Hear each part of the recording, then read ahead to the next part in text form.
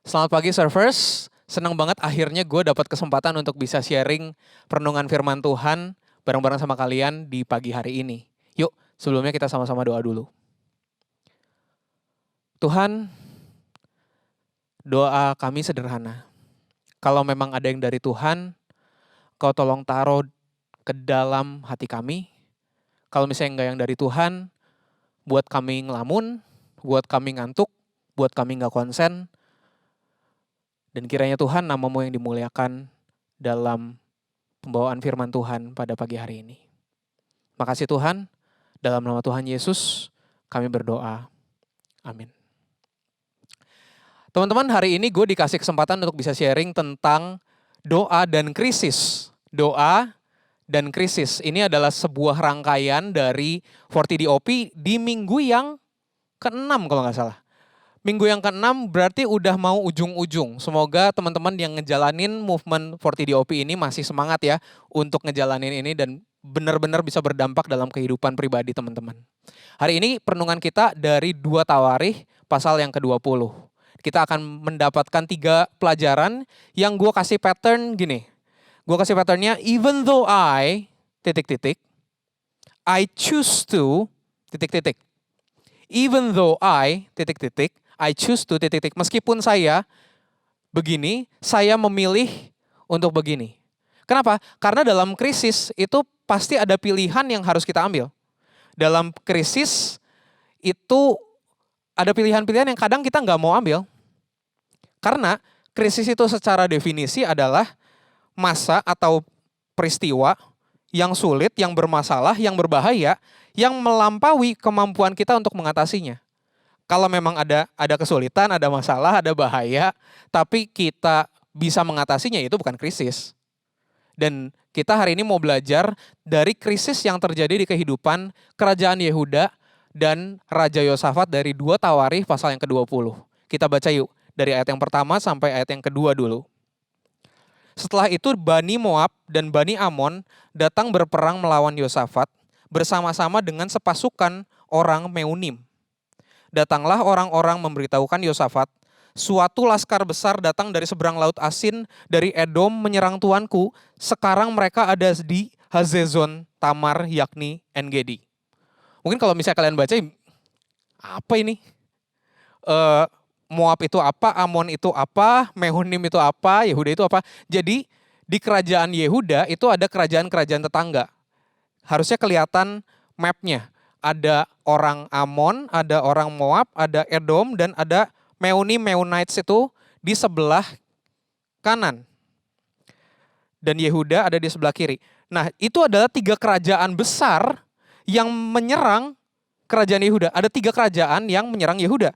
Dan mereka tiba-tiba tanpa sekonyong-konyong, seujuk-ujuk, ada di En-Gedi, ada di Hazezon Tamar.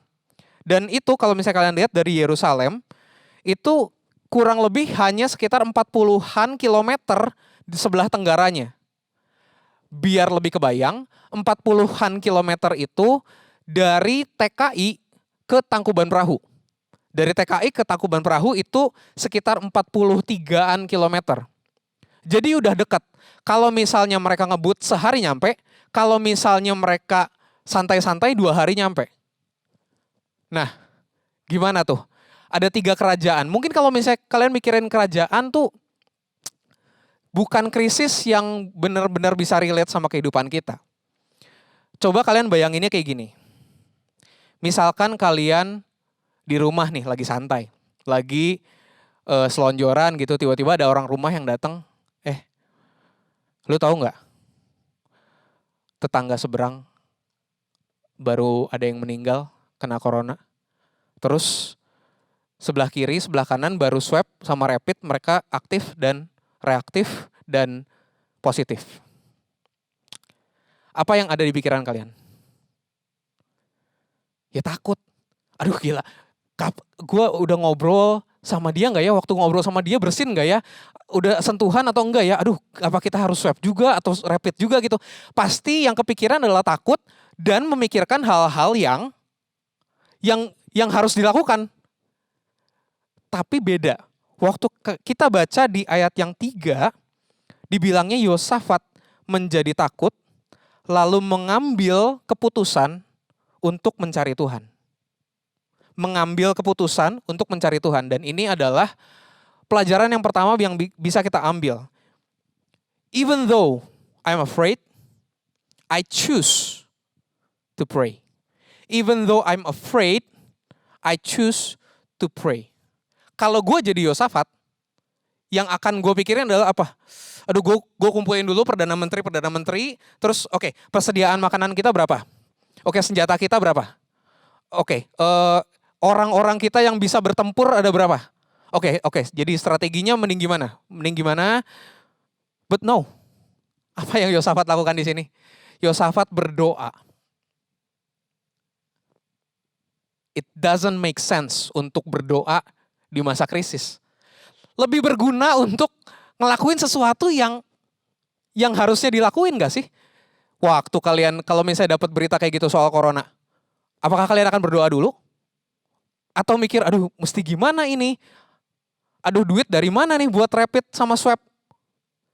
Kita cenderung untuk mikirin hal-hal yang konkret, hal-hal yang nyata. Dan kadang-kadang kita berpikir kalau misalnya kita udah punya kerohanian yang tinggi, baru nih kita bakal mikirin berdoa. Oh, kita akan otomatis berdoa. No.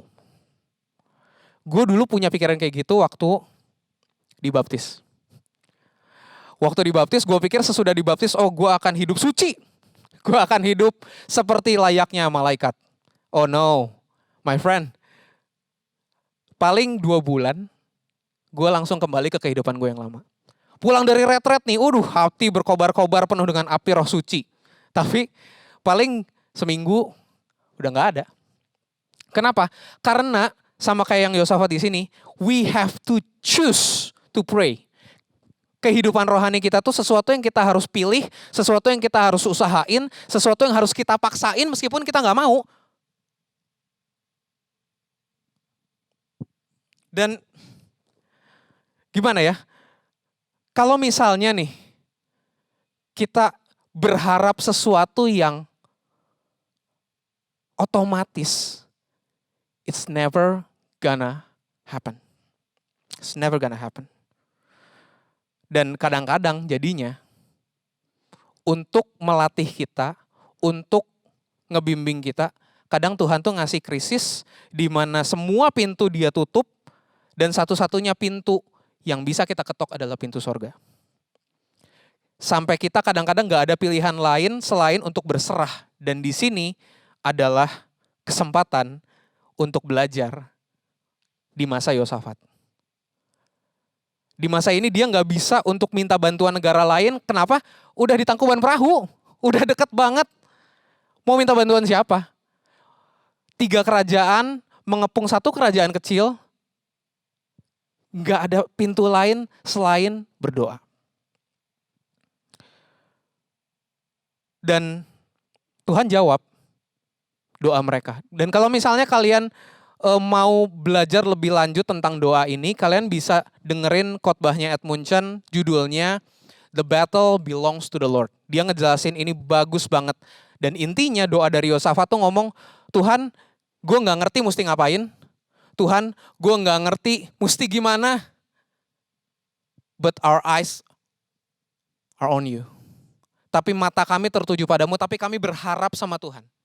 Dan Tuhan menjawab di ayat 14, menjawab lewat seseorang namanya Yahaziel bin Zakaria bin Benanya bin Matanya. Seorang Lewi dari Bani Asaf. Nah menariknya gini teman-teman. Biasanya kalau misalnya ada seseorang yang dikenalin di Alkitab, biasanya tuh cuma dia, nama bapaknya siapa? Atau dia asalnya dari mana? Atau dua-duanya, namanya dari mana, bapaknya siapa, asalnya dari mana? Misalnya, Yunus bin Amitai di kitab Yunus. Yesus dari Nazaret. Terus, tapi kalau misalnya di sini, dikasih nama kakeknya juga, nama kakek buyutnya juga. Kenapa? Karena Yahaziel ini kalau misalnya kalian cari di seluruh Alkitab, nggak keluar lagi. Dia cuma ngomong di sini. Dia orang Lewi, jelas, dia adalah orang yang pelayanan, bukan orang sembarangan, tapi tidak dikenal. Ibaratnya nih ya, Yahaziel tuh siapa sih itu yang ngomong? Itu bapaknya si ini. Hah? Bapaknya siapa? Itu cucunya si ini, Yahaziel. Itu cucunya si ini. Lah kakeknya juga gue gak kenal. Kakek buyutnya si ini. Ya elah, gue gak kenal juga. She-nya ini, marganya ini. Disebutnya kan itu. Seorang Lewi gitu. Gak dikenal, dia tidak dikenal. Dan tiba-tiba Tuhan, dia ngomong di ayat 16 dan 17, besok haruslah kamu turun menyerang mereka. Dan dalam peperangan ini tidak usah kamu bertempur. Tinggallah berdiri di tempatmu dan lihatlah bagaimana Tuhan memberikan kemenangan kepadamu. It is something bizarre. Ini sesuatu yang gak bisa kita pikirkan dengan akal sehat. Ibaratnya nih ya, kalian lagi di rumah. Tiba-tiba di depan rumah ini ada Bruce Lee, ada Jackie Chan, sama Jet Li. Udah gini-gini di depan rumah. Mana nih? Nyariin kalian, mau ngegebukin kalian. Tiba-tiba ada orang yang ngomong, udah keluar aja. Gak usah ngapa-ngapain. Udah gila kali. Ini adalah sebuah perintah yang gak masuk akal. Meskipun kalau misalnya kita ngelihat, oke, Yahaziel ini orang Lewi, bukan orang sembarangan. Dan kalau misalnya kalian baca di 2 Tawarikh ini sebenarnya menggemakan waktu orang Israel keluar dari tanah Mesir. Waktu nyebrangin Laut Teberau, kalian gak usah ngapa-ngapain, Tuhan yang berperang buat kalian. Kata-katanya sama persis, ini jelas Tuhan yang ngomong, but it is still something difficult to obey. Ini sesuatu yang memusingkan, sesuatu yang bikin bingung untuk ditaati. Dan inilah pelajaran yang kedua. Even though I am confused, I choose to obey. Meskipun saya bingung, saya memilih untuk taat. Kenapa? Sama kayak tadi, taat itu sesuatu yang harus diusahain. Meskipun kita bingung, tapi kalau misalnya kita yakin ini dari Tuhan, taatlah. Meskipun kalian bingung, kalau misalnya kalian yakin ini dari Tuhan, taatlah. Cara untuk mencari apakah ini dari Tuhan, gimana? Baca firman. Uji apakah kecenderungan hati kalian, omongan orang, ini sesuai sama firman Tuhan atau enggak.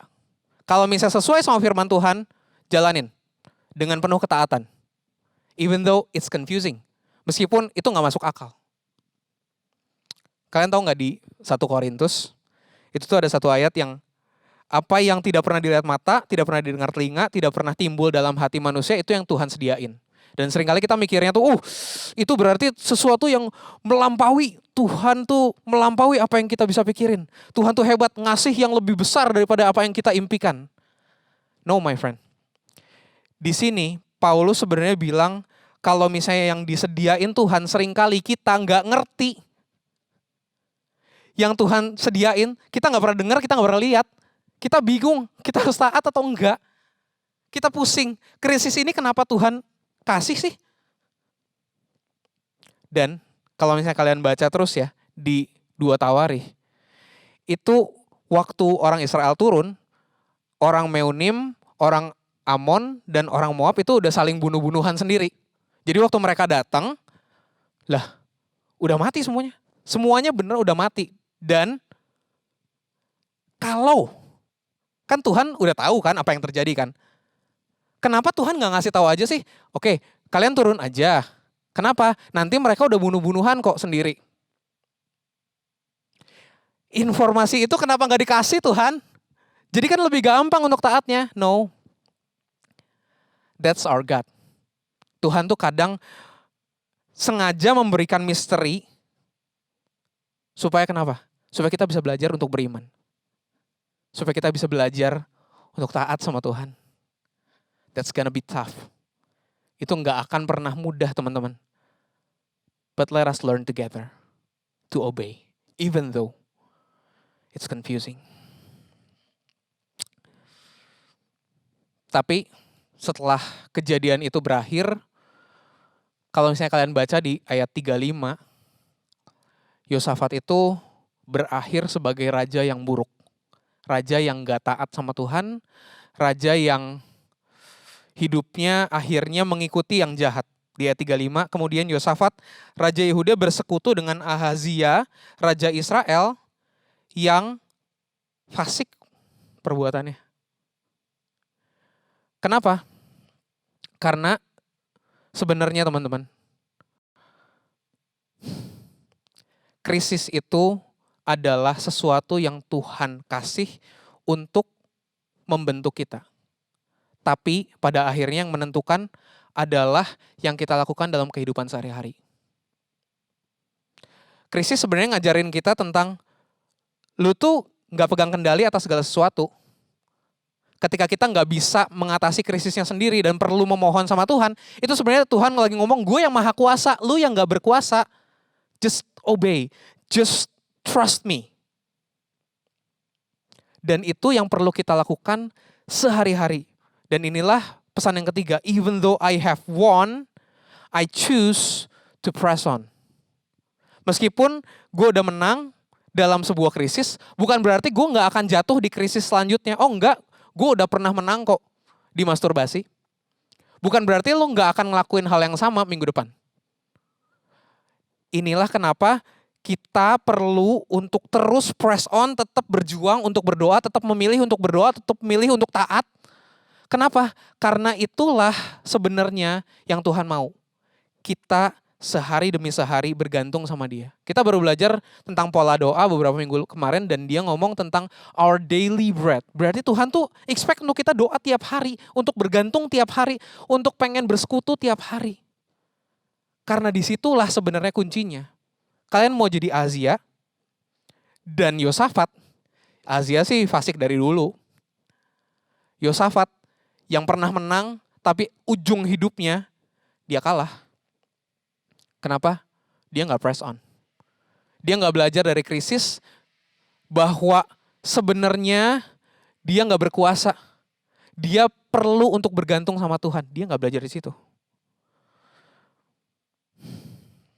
Teman-teman, 40 DOP udah mau di ujung nih. Udah mau beres. Dan keputusan yang ada di tangan kalian, apakah dalam 2 hari atau 2 minggu atau 2 bulan atau 2 tahun ini lenyap tidak bersisa. Oh jadi sesuatu yang pernah dilalui aja. Jadi sesuatu yang gue pernah 40 DOP tapi sekarang gak ada gunanya tuh. Gak ada dampaknya buat hidup lu. Kenapa? Karena we have to choose every day. Berjuang. Sehingga yang tadinya 40 days of prayer bisa jadi a lifetime of prayer. 40 hari ini bisa berlalu gitu aja teman-teman. Tapi yuk sama-sama kita berjuang, sama-sama kita taat, sama-sama kita memilih Tuhan, memilih untuk berdoa. Yuk sama-sama kita berdoa. Tuhan, hari ini kisah hidup Yosafat telah berbicara kepada kami. Tentang bagaimana Tuhan merangkul mereka. Tentang bagaimana Tuhan menyelamatkan mereka dari sebuah krisis yang tidak mampu mereka alami sendiri. Tuhan, saya nggak tahu teman-teman servers di rumah lagi ada krisis apa. Krisis yang Engkau izinkan supaya mereka melihat pada Tuhan dan bergantung sama Tuhan. Atau mungkin mereka lagi ngerasa flat dan merasa nggak ada yang salah dalam hidup mereka. Padahal mereka perlu Tuhan. Dimanapun kami Tuhan, kiranya firman ini terus berbicara. Agar kami memilih untuk taat, memilih Engkau, memilih untuk berdoa. Dan kiranya Tuhan, proses yang kami jalani sekarang ini, terus meskipun jatuh bangun, meskipun sulit, tetap kami jalani dengan sebuah iman bahwa Engkau menyertai kami. Terima kasih Tuhan, terima kasih banyak. Dalam nama Tuhan Yesus kami berdoa. Amin.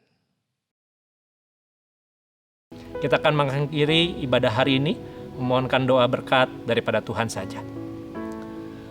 Sekali lagi Tuhan, kami datang kepadamu memohonkan berkat-Mu, kiranya cinta kasih dan rahmat daripada Allah Bapa di surga, dan melalui keselamatan dan karya Tuhan Yesus di atas kayu salib yang memampukan kami untuk hidup bagi-Mu, dan pertolongan kuasa Allah Roh Kudus yang mendengar seruan doa-doa kami, menyatakan jawaban dan kehendak-Mu pada waktunya, mulai dari hari ini, mulai dari sehari-hari yang kecil dan sederhana sekalipun, kepada hari-hari yang penuh dengan kemenangan dan kegemilangan.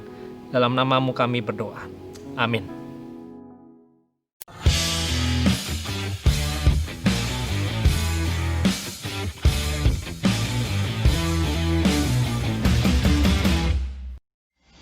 Halo guys, balik lagi sama gua, si Tukang Warta. Gimana nih ibadahnya tadi?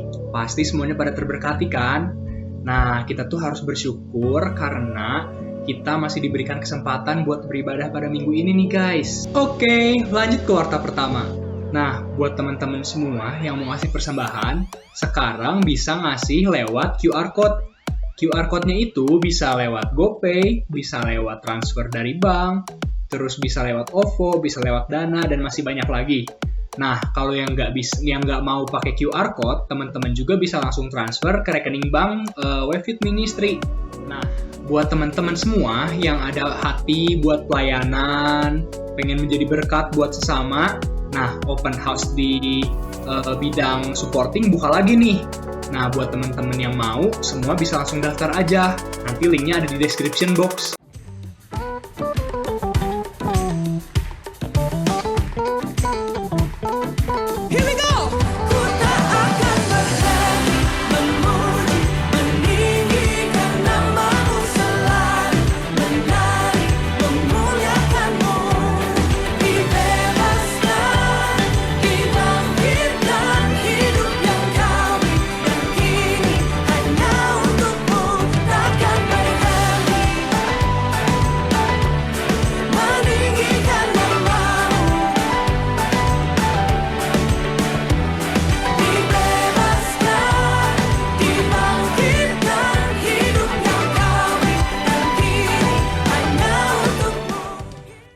Lanjut, warta ketiga. Happy birthday buat semua teman-teman yang berulang tahun seminggu ke belakang.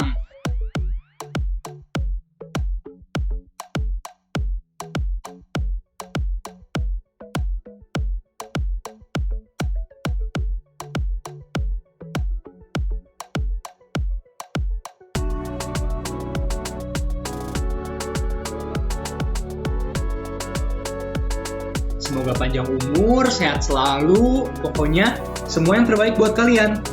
Nah, karena sekarang kita lagi ibadah online, pasti banyak nih teman-teman yang baru ikut bergabung sama Wefit Ministry. Nah, so kita mau menyambut teman-teman semua dan kita mau mengajak teman-teman semua buat mendaftarkan diri kalian nih. Link pendaftarannya ada di description box ya. Oh iya, buat teman-teman semua yang udah lama di gereja ini, pasti udah pada punya komit dong. Nah, selama pandemi ini, jangan lupa buat kalian semua yang udah punya komit, tetap stay connected sama komit kalian ya, dengan komit online. Nah, warta terakhir, buat kalian semua yang mencari info-info mengenai Wefit Ministry, mengenai hiburan-hiburan yang ada di Wave, kalian bisa langsung cek ke IG kita, yaitu di @wefitministry dan @youth1wave. Dan juga jangan lupa buat dengerin hiburan kita di podcast Wefit Ministry. Di podcast kita ini banyak banget nih konten-konten menariknya. So, jangan lupa didengerin ya teman-teman. Nah, segitu aja warta dari gua. Happy Sunday semuanya. Let's be a worshiper, not a spectator.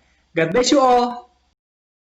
Tuhanlah kekuatan dan masmurku.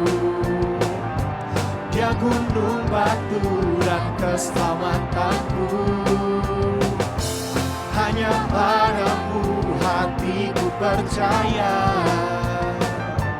Kaulah menara dan kota perlindungan.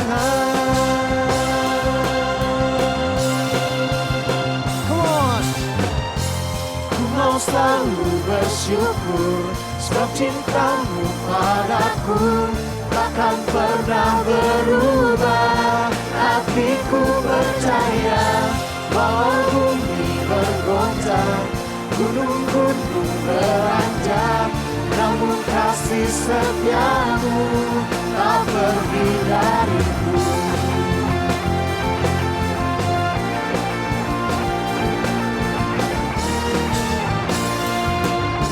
Sama-sama katakan, Tuhanlah kekuatan dan mazmurku, Dia gunung batu dan keselamatanku. Padamu hatiku percaya. Karena apa? Dan kota berlindungan. Oh, ku mau selalu bersyukur, sebab cintamu padaku takkan pernah berubah. Hatiku percaya, walau bumi bergoncang, gunung-gunung beranjak, namun kasih setiamu tak pergi dariku. Let the music praise the Lord.